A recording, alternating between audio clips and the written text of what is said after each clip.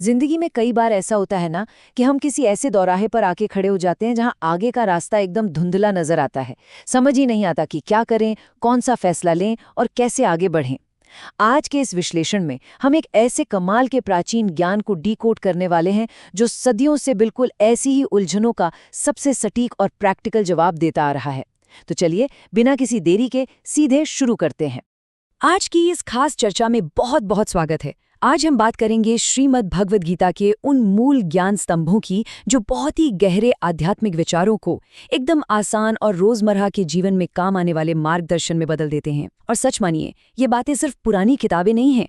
आज के इस तेज तर्रार दौर की हर टेंशन का पक्का इलाज इनमें छिपा है। ठीक है, तो आइए देखते हैं कि आज हम क्या कवर करने वाले हैं। इस पूरे ज्ञान को हम 4 हिस्सों में बांटेंगे। पहला है हमारा मन, यानी भीतर का युद्ध। दूसरा, बाहर का युद्ध, जिसमें कर्म और क्रोध आते हैं। तीसरा, दूसरों के साथ हमारे रिश्ते। और चौथा, समय का चक्र और धैर्य। इस ढांचे से इसे समझना बहुत आसान हो जाएगा। तो बढ़ते हैं हमारे पहले स्तंभ की तरफ, भीतर का युद्ध। इस ज्ञान के अनुसार इंसान के जीवन का हर संघर्ष, हर हार और हर जीत, सच पूछिए तो हमारे मन के अंदर से ही शुरू होती है।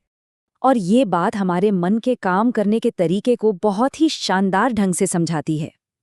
देखिए, अगर हमने अपने मन को कंट्रोल कर लिया, उस पर जीत हासिल कर ली, तो यही मन हमारा सबसे पक्का दोस्त बन जाता है।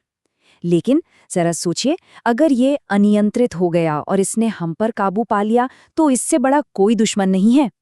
अब सवाल ये है कि मन अनियंत्रित होता क्यों है? इसका एक बहुत बड़ा कारण है मोह। मोह यानी वो गहरी आसक्ति या अटैचमेंट जिसे इंसान के हर दुख और बर्बादी की असल जड़ माना गया है। मतलब साफ है, इंसान जितना ज्यादा मोह पालेगा, वो उतना ही ज्यादा कष्ट भी झेलेगा। यहाँ एक बहुत ही गहरी बात कही गई है कि जिस इंसान ने अपने मन को शांत रखना सीख लिया है ना, समझ लीजिए इस पूरी दुनिया में उससे बड़ा धनवान कोई नहीं है। किसी के पास कितनी भी गाड़ियां या बंगले क्यों ना हो, असली अमीरी तो भाई इसी मानसिक शांति में ही बसती है। चलिए, अब आगे बढ़ते हैं अपने दूसरे स्तंभ की ओर, बाहर का युद्ध, यानी कर्म और क्रोध। यहाँ हम समझेंगे कि कैसे हमारे मन की उथल-पुथल बाहर की दुनिया में तबाही मचाती है।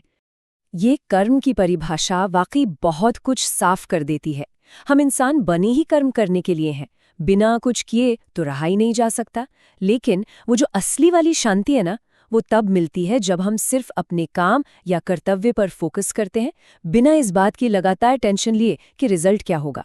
नतीजे की फिक्र सिर्फ और सिर्फ दिमागी अशांति लाती है। अब देखते हैं कि ये पूरी चेन रिएक्शन काम कैसे करती है। देखिए, कैसे एक के बाद एक चीजें बिगड़ती हैं। सबसे पहले आता है एक अनियंत्रित मन। ये जन्म देता है बेकार की इच्छाओं को, और जब वो इच्छाएं पूरी नहीं होती, तो एंट्री होती है भयंकर गुस्से की। और फाइनली, गुस्सा हमारी सोचने समझने की ताकत यानी बुद्धि को पूरी तरह खत्म कर देता है। ये एक ऐसा रास्ता है जो किसी को भी सीधे पतन की तरफ ले जा सकता है। और इसीलिए ये बात बिल्कुल सटीक बैठती है कि क्रोध नरक की ओर ले जाने वाला द्वार है। ये कोई मामूली कहावत नहीं है। गुस्सा इंसान के मन की शांति को तो पूरी तरह बर्बाद करता ही है, बने बनाए रिश्तों को भी पल भर में तोड़ देता है। और कई बार तो गुस्से में इंसान खुद अपना ही सबसे बड़ा नुकसान कर बैठता है। इस सब के बाद आइए तीसरे स्तंभ में चलते हैं, दूसरों के साथ व्यवहार। यह हिस्सा हमें बताता है कि दुनिया से कैसे डील करना है, अपनी बाउंड्रीज कैसे सेट करनी है और रिश्तों में उम्मीदों को कैसे बैलेंस करना है। इंसानी व्यवहार के इस फर्क को देखिए। एक तरफ वो बुद्धिमान और समझदार लोग हैं जो अक्सर चुप रहना पसंद करते हैं और शांति से चीज़ों को ऑब्जर्व करते हैं, और दूसरी तरफ वो मूर्ख लोग हैं जो लगातार बिना बात की बहसों में उलझे रहते हैं। यहाँ साफ सलाह दी गई है कि अगर अपनी दिमागी शांति प्यारी है, तो ऐसी फालतू बहसों से हमेशा 2 कदम दूर ही रहना चाहिए। रिश्तों की सच्चाई परखने के लिए यहाँ एक बहुत ही कमाल का उदाहरण है, चंदन के पेड़ का। चंदन अपनी खुशबू के लिए दुनिया भर में मशहूर है, पर हम अक्सर भूल जाते हैं कि उसी पेड़ से दुनिया के सबसे जहरीले सांप लिपटे रहते हैं। बिल्कुल वैसे ही जो इंसान बाहर से बहुत ज्यादा मीठा बोल रहा हो सकता है अंदर ही अंदर वो बहुत बड़ा दुश्मन हो। इसलिए किसी पर भी आंख मूंद कर भरोसा नहीं करना चाहिए। ये बात तो एकदम दिल पर लगने वाली है। दूसरों पर डिपेंड रहना या उनसे कुछ उम्मीद रखना ही इंसान के सबसे बड़े दुख का असली कारण है। सच तो ये है कि दुनिया में सबसे खुश वही लोग हैं जिन्हें ये समझ आ गया है कि किसी और से उम्मीद लगाना पूरी तरह बेकार है। अब रिश्ते टूटने की बात करें तो इसके मेनली दो ही कारण होते हैं। पहला है गलत फहमियां और दूसरा इंसान का अपना अहंकार या ईगो। ये ह्यूमन नेचर का एक बहुत ही कड़वा सच है कि महज इन दो चीजों की वजह से लोग अपने सबसे कीमती रिश्तों को हमेशा के लिए खो देते हैं। और जब ये अहंकार अपनी हदें पार कर लेता है तो क्या होता है? एक घमंडी इंसान मुख्य रूप से 3 चीजें पक्के तौर पर खोता है: उसका वंश, उसका धन और उसकी प्रतिष्ठा यानी इज्जत। रावण, कौरव और कंस जैसे ऐतिहासिक उदाहरण इस बात का जीता जागता सबूत है कि अहंकार आखिर में सब कुछ खत्म कर ही देता है। लेकिन इन सब के बीच सच्चाई की ताकत ही कुछ और है। इसे पानी और तेल के इस शानदार उदाहरण से समझिए। सच बिल्कुल पानी में पड़ी तेल की उस बूंद की तरह है जिस पर झूठ का कितना भी पानी क्यों न डाल लिया जाए, वो हमेशा ऊपर ही तैरती रहती है। सच को कभी भी हमेशा के लिए दबाया नहीं जा सकता। तो अब हम पहुंच गए हैं अपने चौथे और आखिरी स्तंभ पर, समय का चक्र और धैर्य। यहाँ हम अपनी रोजमर्रा की उलझनों को समय और किस्मत के एक बहुत बड़े नजरिए से देखेंगे, जिस पर हमारा कोई कंट्रोल नहीं है।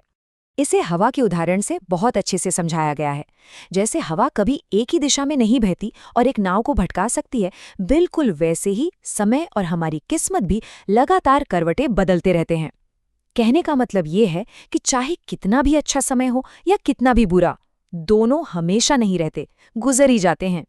तो यहाँ सबसे काम की बात ये निकल कर आती है कि जब कोई बड़ा संकट आ जाए, जब लगे कि अब कुछ नहीं हो सकता, तब सिर्फ अपना संयम और शांति बनाए रखने से ही किसी भी बड़ी चुनौती की आधी जंग तो वैसे ही जीत ली जाती है। और इसी संयम के साथ ये भी समझना होगा कि अतीत पर बैठकर पछताने से बीती बातें नहीं बदल जाएंगी और फ्यूचर की टेंशन लेने से आने वाला कल सुरक्षित नहीं हो जाएगा।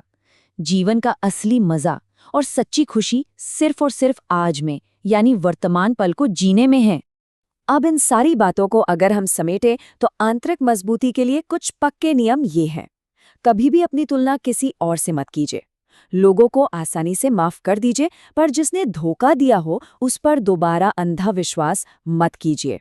और सबसे जरूरी, हमेशा ठंडे लोहे की तरह शांत रहिए, क्योंकि लोहा जब ठंडा होता है ना, तभी वो अटूट और सबसे मजबूत होता है। लेकिन अगर उसे गुस्से की आग में गर्म कर दिया जाए तो उसे किसी भी आकार में आसानी से मोड़ा जा सकता है। और अब इस चर्चा के बिल्कुल आखिर में एक बहुत ही गहरा सवाल जिस पर सोचने की जरूरत है। अगर कोई इंसान दुनिया जहान की सारी बातें जान ले, लेकिन वो खुद को ही नहीं जानता, तो क्या उसे सच में ज्ञानी कहा जा सकता है? ये एक ऐसा सवाल है जो हमें खुद को और अपने मन को समझने के लिए एक बहुत गहरी सोच में छोड़ जाता है। इस सफर में साथ बने रहने के लिए बहुत बहुत शुक्रिया।